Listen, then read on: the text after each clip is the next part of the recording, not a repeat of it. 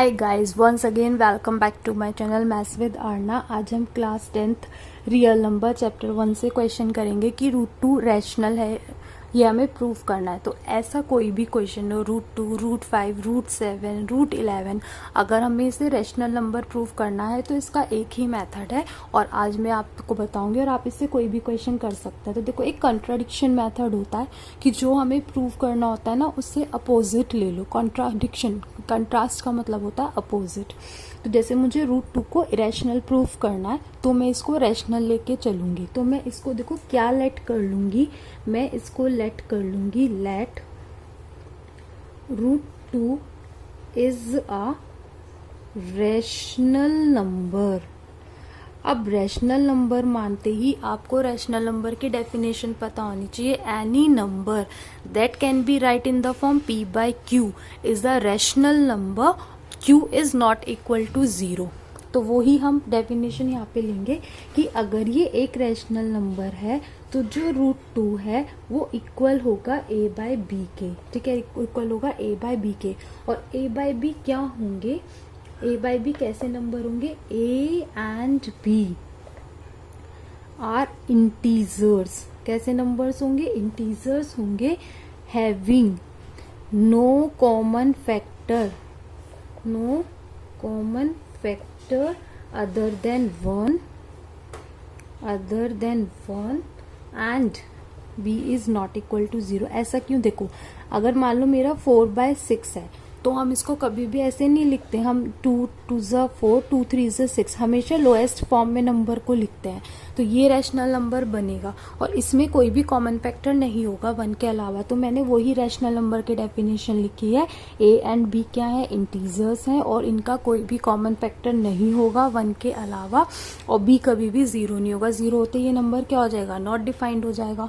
तो मैंने इतना लिख लिया। अब देखो, मैंने माना है कोई भी कॉमन फैक्टर नहीं है। अगर मैं इनके बीच में कोई भी कॉमन फैक्टर ले आऊं तो मेरी डेफिनेशन क्या हो जाएगी, रॉन्ग प्रूव हो जाएगी और हमारा ही रैशनल नंबर ना होकर कैसा हो जाएगा, इरेशनल नंबर हो जाएगा। तो नाउ देखो मैंने क्या कहा है, मैंने कहा है कि √2 क्या है, a/b है। ठीक है, स्क्वायरिंग कर दो both side, on squaring both sides. अगर मैं दोनों साइड स्क्वायरिंग कर देती हूँ तो √2 का स्क्वायर किसके स्क्वायर के इक्वल होगा, a²/b² के। ठीक है, ये हो गया आपका 2 इज इक्वल टू a²/b²।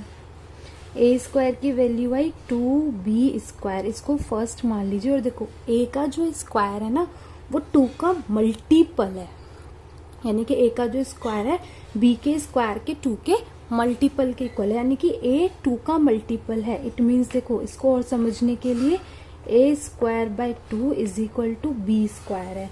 यहाँ पे ये मतलब होता है कि ये जो 2 है ना, ये इसको डिवाइड कर देता है पूरा पूरा। 2 a को क्या कर देता है, डिवाइड कर देता है पूरा पूरा। इसका मतलब हो गया 2 डिवाइड्स a²। और एक थ्योरम है वो आप देख लीजिएगा, मैं उसका लिंक दे दूंगी कि अगर 2 a² को डिवाइड करता है ना तो 2 a को भी डिवाइड करेगा ही करेगा। तो इसका मतलब क्या हो गया, इसका मतलब हो गया कि 2 किसका फैक्टर है, a का।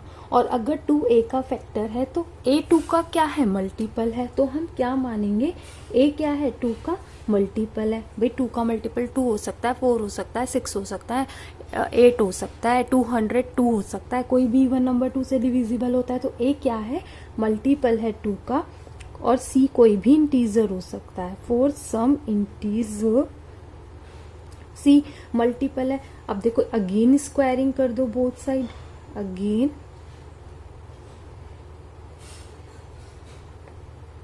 स्क्वायरिंग बोथ साइड, दोबारा से स्क्वायरिंग कर दो तो आपको क्या मिलेगा, a² बराबर 2c का स्क्वायर मिलेगा। a² बराबर 2 2 4c² मिलेगा। और a² क्या था आपका, फ्रॉम फर्स्ट से, फ्रॉम इक्वेशन फर्स्ट से देखो a² है आपका 2b²। तो a² की जगह रख लो 2b² is equal to 4c²। ठीक है, 2b², 4 यहाँ नीचे आ जाएगा, c², 2 कट गया, 2 2 ज़ा 4।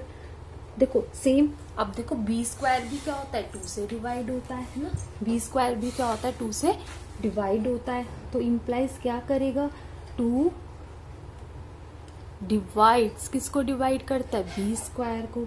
तो इम्प्लाइज ये देखा कि 2 क्या आ गया, कॉमन फैक्टर आ गया a एंड b को, a को भी डिवाइड करता है और b को भी डिवाइड करता है। 2 is common factor, common factor of a and b, दोनों का क्या है, कॉमन फैक्टर है, a का भी और b का भी।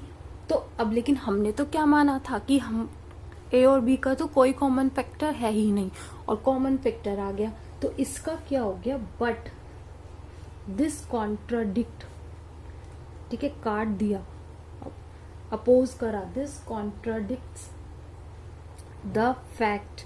कौन से फैक्ट को हमने क्या माना था, that A and B have no common factor